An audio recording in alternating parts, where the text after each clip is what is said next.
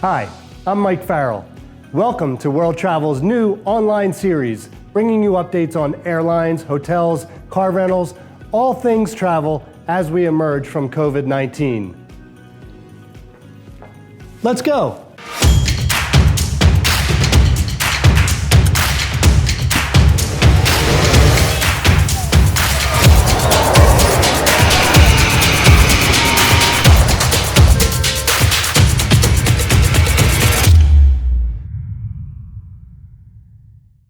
Welcome. Thanks for coming along with me. I've just arrived at Nemacolin Resort.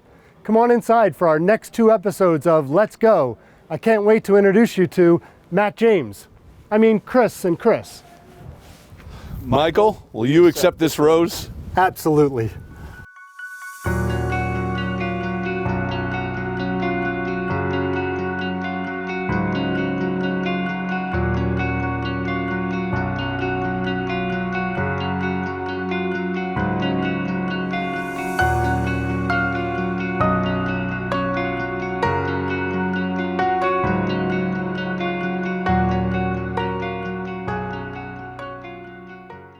So good morning, gentlemen. Thank you very much again for joining us after that wonderful introduction. Let's go to introductions for you guys. So Chris and Chris, we have 2 Chris's here. Chris Barron, do you want to go first? Chris Barron, I am the Vice President of Sales and Marketing here at Nemacolin.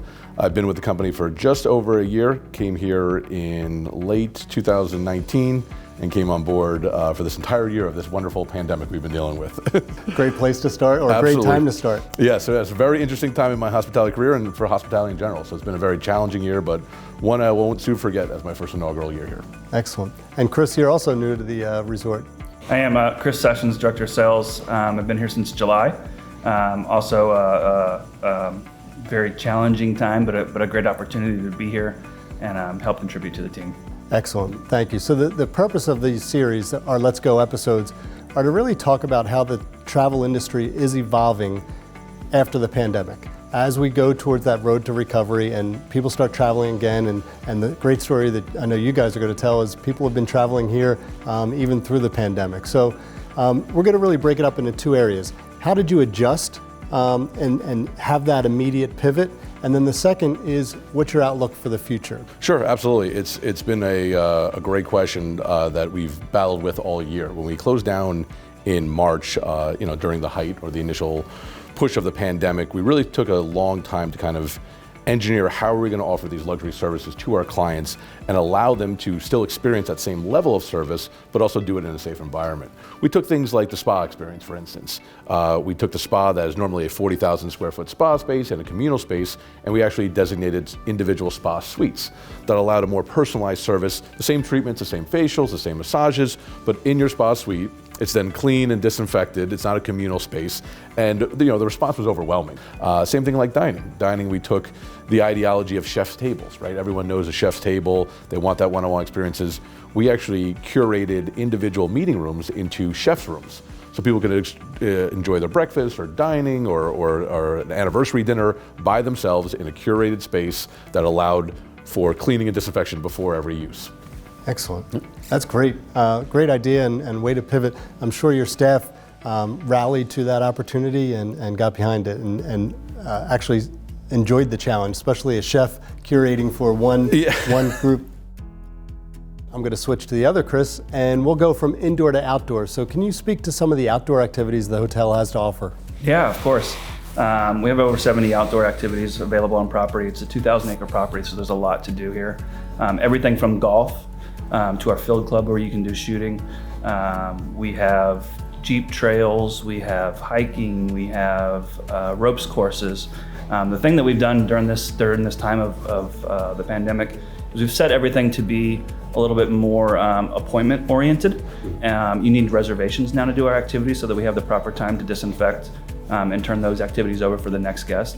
So it's been really nice to still offer our outdoor activities during this time. Excellent.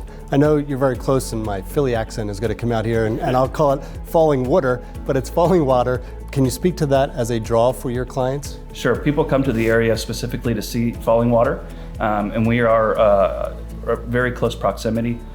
Guests will come stay here with us to go experience that falling water experience. The house is open still. People can still go there and visit it. And again, they have limited availability there, and it's time slotted, so that social distancing there as well. But our guests are going over there to experience that house. Great. Do they book the falling water through the hotel, or do they do that directly with the farm? You can book it directly through the hotel at our concierge desk. Oh, excellent. Thank you. Of course, we're finding with a select group of our clientele that they're looking for a luxury retreat type environment.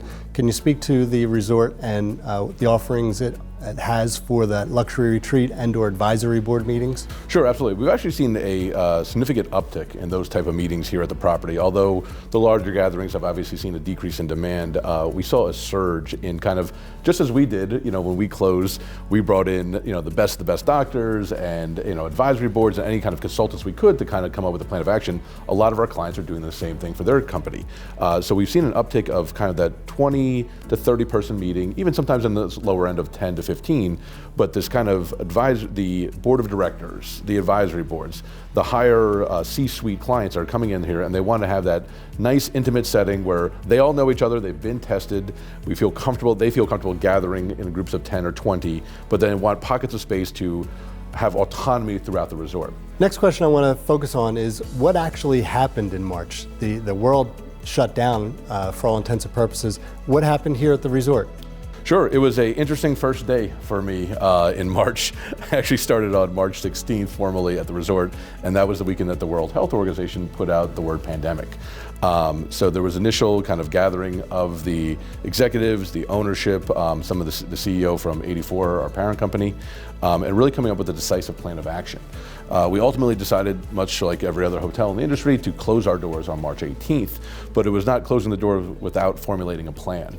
One of the first action steps in any kind of decision tree or strategic planning is, what do we know and what we don't know? We did not know about virus protection, disinfecting versus cleaning. So the first order of business was to find an expert in that field. Some of the other hotels in our industry were at the cutting edge of this, hiring infectious disease experts. We actually located a world-renowned doctor right here in our backyard in Penn State, Dr. Gavin Skinner McGregor.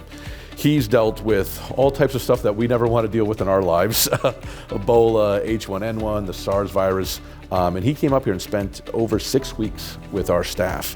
And it was really a huge learning curve, a new education for both our associates and myself personally. A lot of hotels have done for many years cleaning the hotels. They do polishing, they do vacuuming, they do preventative maintenance. We really went a step deeper into disinfection and really learning the difference between cleaning versus disinfections. I know more about wet drying times now for new chemicals than I've ever wanted to learn in my life, but it really was a formal education to look at our SOPs and learn how to disinfect a hotel. Yeah, our associates are really, they really embrace this cleaning and disinfecting program. It's really led to a lot of our groups now coming back and saying, we see what you're doing, we understand what you're doing a great job, and we're comfortable booking with you again. So it's really been, embraced by all associates.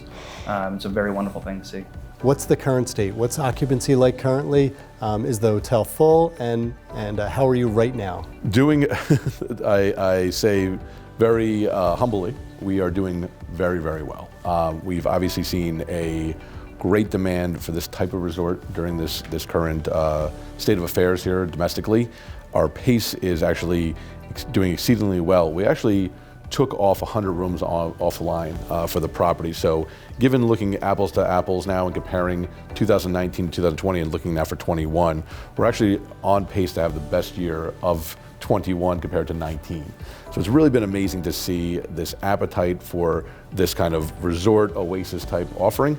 And then again, as we mentioned earlier, with the privatization of our services and by appointment base, we've seen a lot of group people kind of gravitate towards that. I can go with my family, I can go for my business retreat and be safe and return back to my loved ones. And on the group side, we've seen even a better pace on larger size meetings going even further.